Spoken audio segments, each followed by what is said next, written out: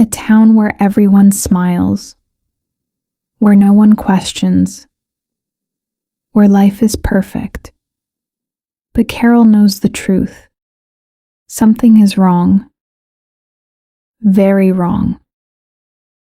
And when she tries to tell people, they call her crazy. This is a mystery story created for English listening and shadowing practice. I will speak slowly and clearly. You can pause the video and repeat at your own pace. This is not just a story about a small town. It is a story about conformity, truth, and the courage to be different. If you enjoy learning English with thought-provoking stories like this, subscribe to the channel. This helps me create more stories to help you improve your English naturally. Now, let's begin. Chapter 1: The New Doctor. Carol Bennett stood in front of her new clinic. The sign read, Dr. Carol Bennett, M.D. She smiled. After years of medical school, after working in busy city hospitals, she was finally here, Gopher Prairie, Minnesota, a small town of 3,000 people. Her new home. It's perfect, she whispered to herself. The main street was clean. The houses were painted. The lawns were green. Everyone she passed said hello. Welcome, Dr. Bennett. So glad you're here. We need a good doctor. Carol felt proud. She was 25 years old, single, independent, ready to make a difference. Her clinic was small but clean. 1 waiting room, 2 examination rooms, a small office. Her nurse, a woman named B, was already there. Good morning, doctor. B was about 50 years old, gray hair pulled back in a bun, always smiling. Good morning, B. Are we ready for our first day? Oh yes, we already have 5 appointments. Wonderful. Carol put on her white coat. She looked at herself in the mirror. This was it. Her dream. But something felt off. She couldn't explain it. The town was too clean, too perfect, too happy. Everyone smiled all the time. No one seemed to have problems. Probably just my imagination, she thought. And the first patient was Mrs. Johnson, an older woman, about 65. Good morning, Mrs. Johnson. What brings you in today? Mrs. Johnson smiled. A big, bright smile. Oh, nothing serious, doctor. Just my usual checkup. Carol examined her. Your blood pressure is a bit high. Are you feeling stressed about anything? Mrs. Johnson's smile never faded. Stressed? Oh no, doctor. Life is wonderful. Gopher Prairie is the best town in the world. That's nice. But everyone experiences stress sometimes. It's normal to... Not here, Mrs. Johnson interrupted. Here, we're all happy, all the time. Carol felt that strange feeling again. Mrs. Johnson, it's important to be honest with your doctor. If something is bothering you. Nothing is bothering me. The smile was still there, but Mrs. Johnson's voice was sharp. I'm perfectly fine. This town is perfectly fine. Everything is fine. She stood up. Thank you for the checkup, doctor. I'll see you next month. And she left. Carol sat at her desk, confused. That was strange. The next 4 patients were similar. all smiling, all saying everything was fine, all refusing to talk about any problems. By lunch, Carol was exhausted, not from work, from the fakeness. She decided to walk to the town diner for lunch. Main Street was busy, people shopping, children playing, everyone waving and smiling. Carol waved back, but she felt like she was in a play, like everyone was acting. The diner was called Sam's Place. It was clean and bright. Carol sat at the counter. A waitress came over. Young, maybe 20, blonde hair, big smile. "Hi, you must be the new doctor." "Yes, I'm Carol." "I'm Susie. Welcome to Gopher Prairie. What can I get you?" "Just a sandwich and coffee, please." "Coming right up." While Carol waited, she looked around. The diner was full, but everyone was quiet, not silent, but controlled. They talked in low voices. They never laughed too loud. They never argued. Carol's sandwich arrived. It was good, but tasteless somehow, like everything in this town. Perfect, but empty. After lunch, Carol decided to explore. She walked past shops, the hardware store, the clothing boutique, the bookstore. Every store was the same, clean, organized, boring. She entered the bookstore. An old man sat behind the counter.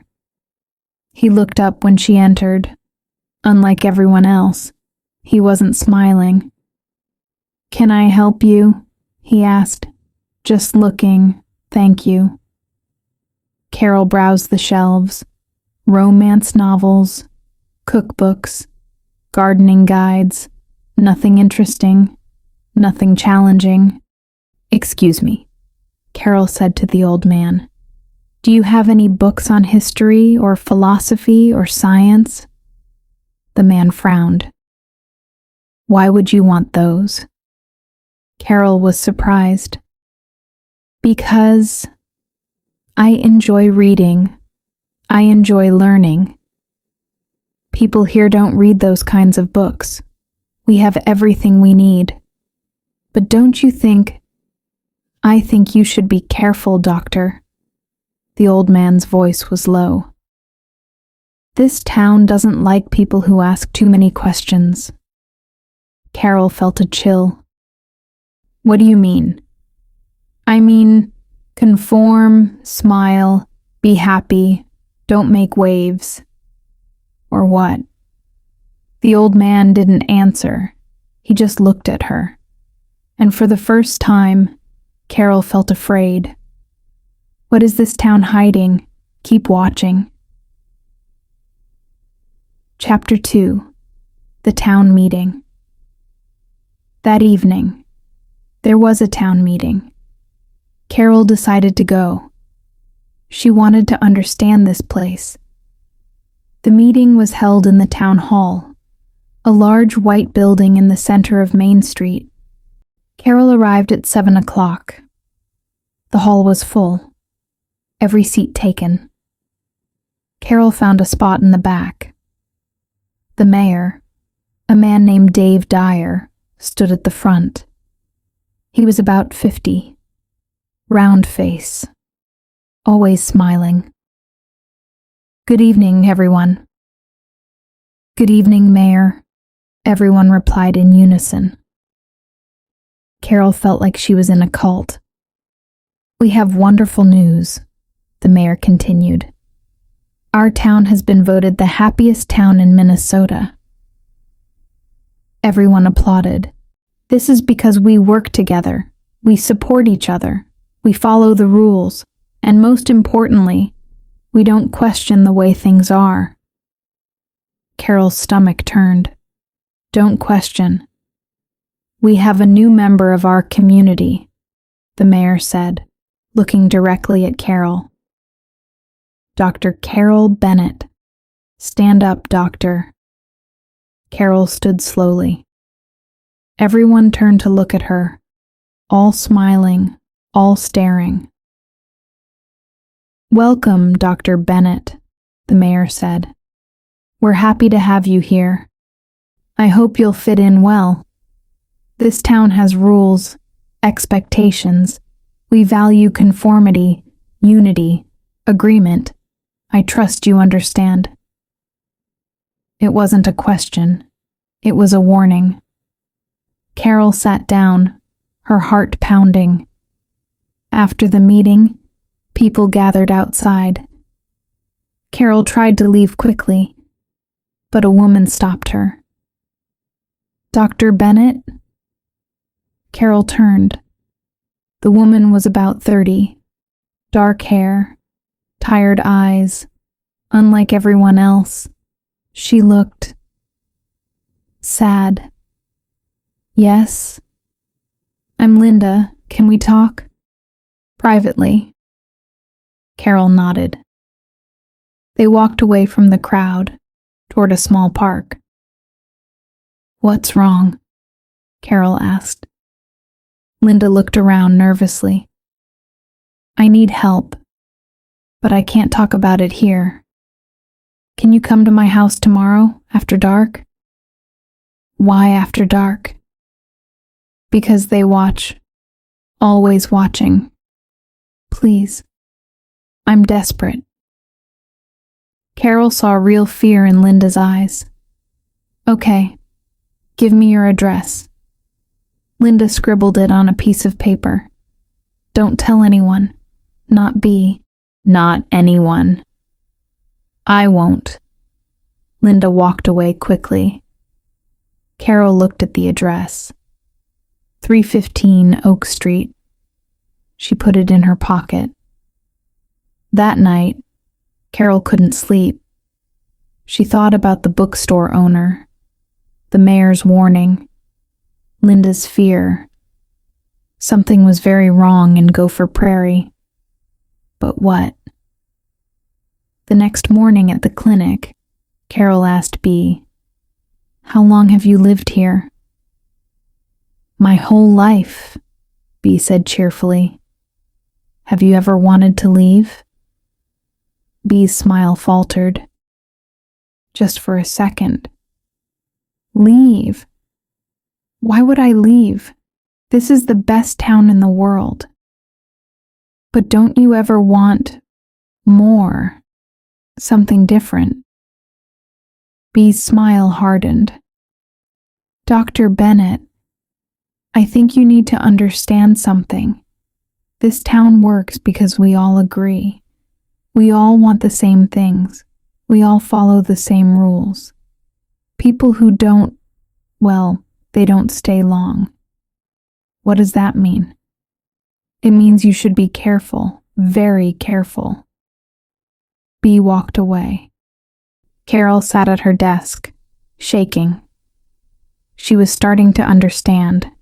This wasn't a perfect town. It was a prison. Chapter 3. Linda's Secret. That evening, Carol waited until dark. Then she drove to 315 Oak Street. It was a small house, white paint peeling, garden overgrown, very different from the other perfect houses. Carol knocked. Linda opened the door immediately. Come in, quickly. Carol entered. The house was dark. The curtains were all closed. Are you okay? Carol asked. Linda started crying. No, I'm not okay. I haven't been okay for a long time. Carol sat beside her. Tell me what's wrong. Linda took a deep breath. I'm depressed. I've been depressed for 2 years, ever since my husband died. I'm so sorry. But here, in this town, depression doesn't exist. Sadness doesn't exist. Everyone is supposed to be happy, all the time. When I told people I was sad, they told me to smile more, to think positive thoughts, to be grateful. But I can't. I can't just be happy because they tell me to. Carol took Linda's hand. Depression is a real illness. It's not something you can just smile away. I know that, Linda cried. But no one here understands. The old doctor, before you came, he told me I was fine, that I just needed to try harder to fit in. But I can't fit in. I'm broken, and this town hates broken people. Carol felt anger rising. You're not broken. You're sick, and you deserve help. Can you help me? Yes. There are medications, therapy, many treatments for depression. Linda looked up, hope in her eyes. Really? Really. Come to my clinic tomorrow. I'll help you. Linda hugged Carol. Thank you. Thank you so much. But as Carol was leaving, Linda grabbed her arm. Dr. Bennett, be careful. There are people in this town who don't want things to change. They'll do anything to keep everything perfect. Who? The mayor, the council, the old families. They control everything. If they think you're causing trouble, what will they do? Linda's voice dropped to a whisper. I don't know exactly, but people who questioned things before, they disappeared. Disappeared. They left town suddenly, or had accidents, or just vanished. I don't know if it's connected, but I'm scared. Carol felt cold. I'll be careful. I promise. She drove home, her mind racing. What happened to the people who disappeared? The mystery deepens. Chapter 4. The Investigation. The next day, Carol decided to investigate. She went to the town library. The librarian, an elderly woman, greeted her with the usual smile. Hello, Dr. Bennett. How can I help you? I'd like to see old newspapers from the past 10 years. The smile faded slightly. Why? Just curious about the town's history. We don't keep old newspapers. There's no need. Nothing important happens here. Nothing. In 10 years. That's right. Gopher Prairie is always the same. Always perfect. Carol didn't believe her.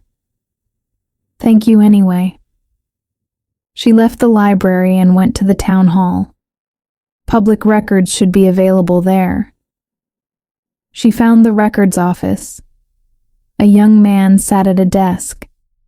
I'd like to see death certificates and missing person reports from the past decade. The young man looked uncomfortable. I'll have to ask my supervisor. Why? Aren't these public records? Yes, but what? He lowered his voice. Look, I'll be honest with you. Those records have been misplaced. Misplaced? All of them? Yeah, it's strange, I know. But the mayor said they were damaged in a flood last year. There was a flood. Apparently, Carol knew he was lying or repeating someone else's lie. Thank you for your time. Carol had one more idea. She drove to the next town over, Wakefield. It was 20 miles away. Maybe their newspaper had reported on Gopher Prairie. The Wakefield Gazette office was small, but friendly. "Can I help you?" asked the editor, an older woman with kind eyes. "I'm doing research on Gopher Prairie. Do you have any articles about it?" "Gopher Prairie? That strange town? Let me check our archives." She disappeared into a back room. 20 minutes later, she returned with a folder. "Here. Not much, but there are a few things." Carol sat and read. Article 1, 5 years ago. Gopher Prairie resident missing Samantha Foster, 28, disappeared after reportedly questioning town policies. Police found no evidence of foul play. Article 2, 3 years ago. Another disappearance in Gopher Prairie. Michael Torres, 35, last seen after speaking against the mayor at a town meeting. His car was found at the train station. He left a note saying he was starting over somewhere else. Article 3, 2 years ago. Is Gopher Prairie too perfect? Neighboring towns question the unusual conformity and happiness of Gopher Prairie residents. Mayor Dave Dyer declined to comment. Carol's hands trembled. "Can I make copies of these?" "Of course." Carol copied the articles and thanked the editor. As she was leaving, the editor said, "Be careful, dear. That town. There's something not right about it." I'm beginning to realize that. That evening, Carol sat in her apartment with all her notes. At least 3 people had disappeared after questioning the town. There were probably more. But where were the bodies? Were they even dead? Or had they been driven away? Threatened? Carol needed more information. She needed someone on the inside. Someone who knew the truth. And then she remembered. The old man at the bookstore. He had warned her, which meant he knew something. Tomorrow, she would talk to him. Chapter 5. The Bookstore Owner. The next morning, Carol returned to the bookstore. The old man was there, reading behind the counter. "Hello," Carol said. He looked up. No smile.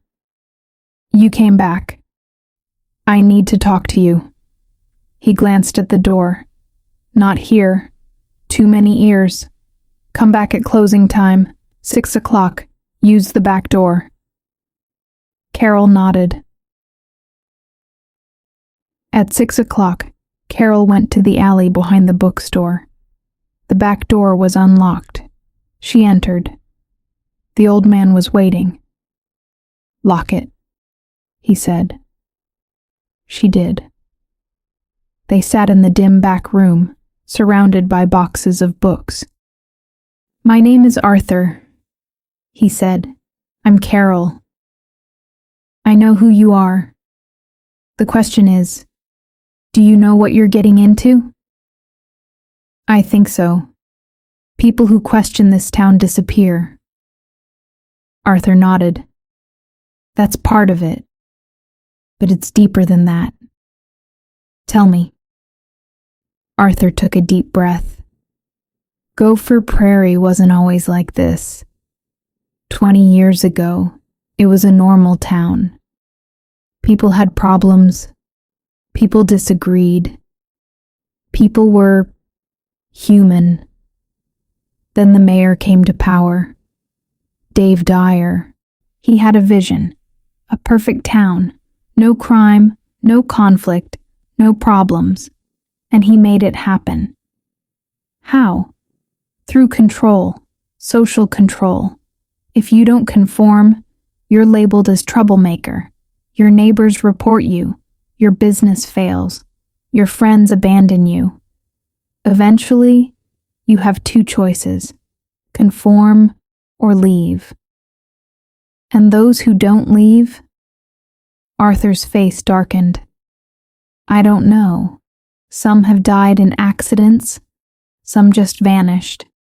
The mayor always has an explanation, but nobody asks questions because they're afraid. Afraid of what? Of being next. Carol felt sick. How do you know all this? Because I tried to fight it. 10 years ago. I wrote articles, organized meetings, tried to wake people up.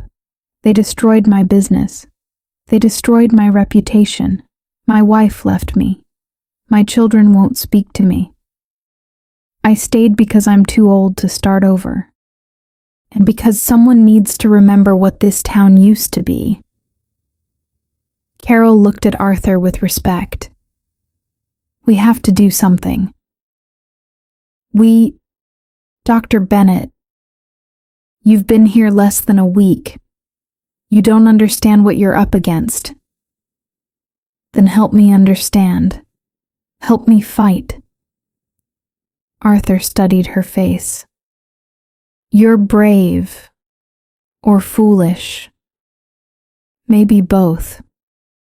All right. I'll help you. But we have to be careful. Very careful. What is the mayor really hiding? Keep watching to find out. Chapter 6. The plan. Over the next week, Carol and Arthur met secretly. They developed a plan. Carol would continue working as a doctor, but she would also start asking questions, publicly. At town meetings, in conversations, she would be the voice of dissent, the person who said what everyone was thinking but too afraid to say. Arthur would support her from the shadows, gathering information, documenting evidence, and when the time was right, they would expose the truth. But first, Carol had to help Linda. Linda came to the clinic on Thursday. Carol examined her thoroughly. Linda, you have clinical depression. It's a chemical imbalance in your brain. It's not your fault. It's not weakness. It's an illness. And we can treat it. Linda cried with relief. Thank you. Thank you for believing me. Carol wrote a prescription for antidepressants. This medication will help, but you also need to talk to someone, a therapist. Do you know any in town? Linda shook her head. The only therapist here tells everyone the same thing. Smile more, think positive. Then we'll find you one in Wakefield. I'll give you a referral. Linda hugged Carol. You're different from everyone else here. You actually care. Of course I care. That's what doctors do. Not here. The old doctor. He just wanted everyone to be quiet, to stop complaining. You actually want to help. After Linda left, Bea came into Carol's office. She looked angry. Dr. Bennett, I heard you prescribed medication for Linda Anderson. Yes, she has depression. Linda doesn't have depression. She has a bad attitude. She refuses to be happy. Carol's temper flared. Depression is a medical condition. It's not about attitude. Here it is, Bea snapped. Dr. Bennett, you need to understand something. This town has worked hard to maintain its image. We're the happiest town in Minnesota. We can't have people going around being depressed. It ruins everything. Carol stood up. I'm a doctor. My job is to help sick people. If someone is depressed, I will treat them. I don't care about your town's image. Bee's face hardened. Then you won't last long here. She walked out. Carol sat down, her heart pounding. She had just made an enemy, but she didn't regret it. Narhan. Chapter 7. The town meeting confrontation. 2 weeks later, there was another town meeting. Carol attended. This time, she sat in the front row. The mayor gave his usual speech. Our town continues to be perfect. Our crime rate is 0. Our happiness rate is 100%. We are a model for the entire state. Carol raised her hand. The mayor paused. Yes, Dr. Bennett. I have a question. The room went silent. What about the people who aren't happy? The mayor's smile didn't waver. What people? Everyone here is happy. That's not true. I've treated patients with depression, with anxiety, with stress. They exist, but you pretend they don't. Murmurs spread through the crowd. The mayor's smile tightened. Dr. Bennett, perhaps you're misdiagnosing. Perhaps your patients simply need to adjust their attitudes. Attitude doesn't cure depression. Carol stood up. These are real illnesses. They need real treatment, but this town refuses to acknowledge that anyone could be unhappy. Why? The mayor stepped down from the podium. He walked toward Carol. Dr. Bennett, I think you're confused. You're new here. You don't understand our values. I understand perfectly. You care more about image than about people. Gasps filled the room. The mayor's face darkened. This meeting is over. No, it's not, Carol shouted. I want answers. What happened to Samantha Foster, to Michael Torres, to all the other people who questioned this town? They left, of their own accord. Did they? Or were they forced out? Or worse? The mayor grabbed Carol's arm. You need to leave. Now. Arthur stood up from the back. Let her speak. A few other people stood. Not many, but enough. The mayor released Carol's arm. Fine. Stay if you want, but don't say I didn't warn you. He walked out. Half the crowd followed him. The other half stayed. After the meeting, several people approached Carol. Thank you for speaking up, said an older woman. I've been afraid to say anything, said a young man. We need more people like you, said a teacher. Carol felt hopeful. Maybe change was possible.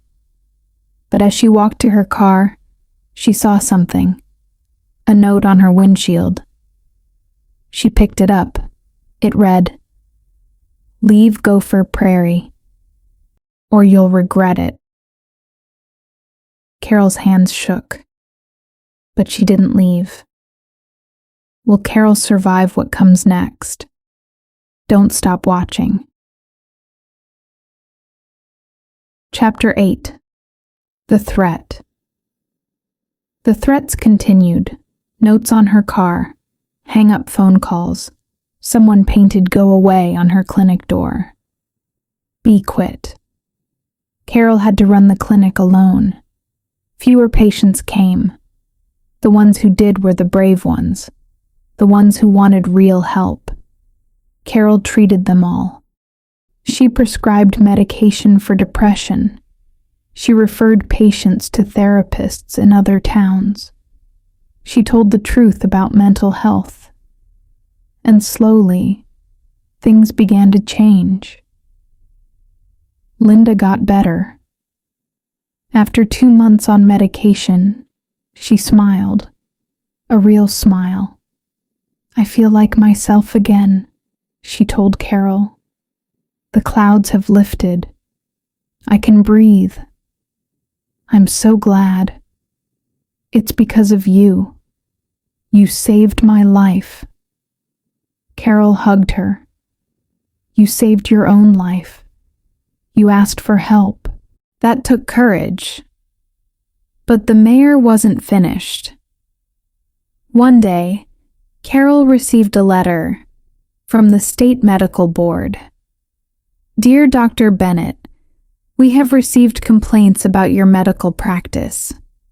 Specifically, overprescription of psychiatric medication. We will be conducting an investigation. Please provide all patient records within 30 days. Carol knew this was the mayor's work. He was trying to get her license revoked. She called Arthur. "What do I do?" "Fight back. Give them the records. Show them you've done nothing wrong. But also, maybe it's time to go public." "What do you mean?" "Contact the press. Tell them your story. The Wakefield Gazette, the Minneapolis Star, even national news. Expose this town for what it really is." Carol thought about it. "You're right. This is bigger than just me. This is about freedom, about the right to be yourself, to be imperfect, to be human." Exactly. Carol called the Wakefield Gazette. The editor, Martha, was excited. "I've been waiting for someone to tell the truth about Gopher Prairie. Can you come in tomorrow?" "Yes." The next day, Carol drove to Wakefield. She told Martha everything, about the disappeared people, about the pressure to conform, about the threats. Martha took notes furiously. "This is incredible. I'll publish this next week. Won't you be afraid?" "Afraid of what?" "The mayor of a small town. I'm a journalist. This is what I do." Carol smiled. Finally, someone was listening. Chapter 9. The Truth Comes Out. The article was published on a Sunday morning. The headline read, "The Dark Side of Perfection, Inside Gopher Prairie's Conformity Crisis." The article detailed everything: the disappearances, the pressure to be happy, the threats against Carol, the mayor's control. By Monday morning, it had gone viral. News vans arrived in Gopher Prairie. Reporters from Minneapolis, St. Paul, even Chicago. They interviewed residents.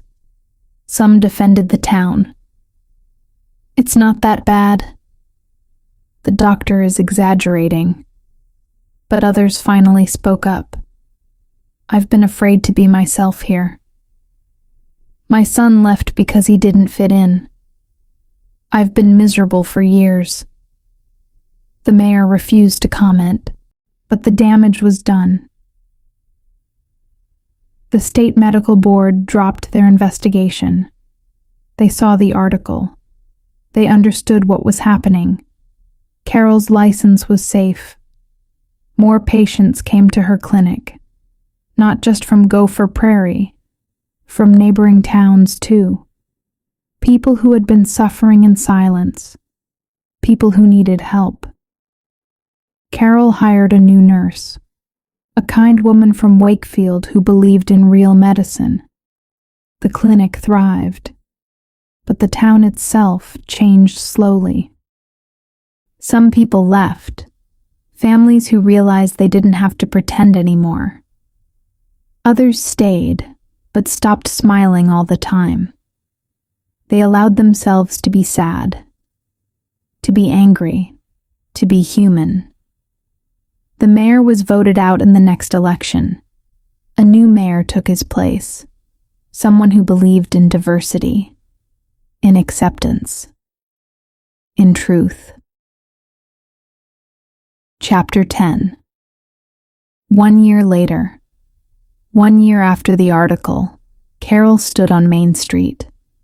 The street looked different now. Some shops had closed. Others had opened. There was a new coffee shop, a bookstore that sold philosophy, a community center that offered therapy. The town wasn't perfect anymore, but it was real. Linda stopped by the clinic. "I wanted to thank you again," she said. "For what?" "For showing me that it's okay to not be okay, that asking for help isn't weak, that being human means feeling everything: joy, sadness, fear, love, all of it." Carol smiled. "You taught me something too." "What?" "That one person speaking the truth can change everything. You were brave enough to ask for help. That started everything." Linda hugged her. "No, you were brave enough to help. That's what changed everything." Arthur visited Carol that evening. They sat on her porch, drinking tea. "You did it," he said. "We did it," Carol corrected. "This town is healing. Slowly, but healing." "Do you regret staying?" Arthur asked. Carol thought about it. "No. This was the hardest thing I've ever done, but it was also the most important. I came here thinking I would heal people's bodies, but I ended up healing something bigger, a whole community." "And yourself," Arthur added. "What do you mean?" "You learned to stand up for what's right, even when it's scary, even when you're alone. That takes courage." Carol smiled. "I wasn't alone. I had you, and Linda, and all the others who finally found their voices." Epilogue. The meaning of perfect Carol kept her clinic in Gopher Prairie. She became known as the doctor who cared, who listened, who treated people as they were, not as they should be. Years later, she would tell her story to medical students.